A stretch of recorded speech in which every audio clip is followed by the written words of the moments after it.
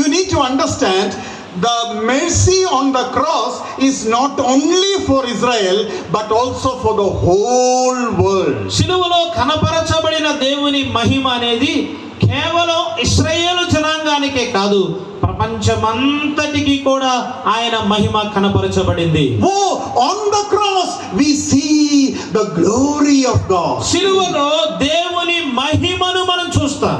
You take any religion,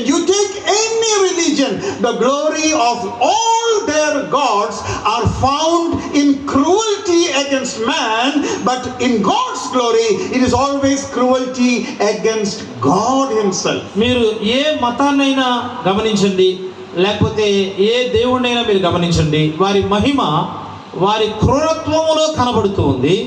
కానీ దేవుని మహిమ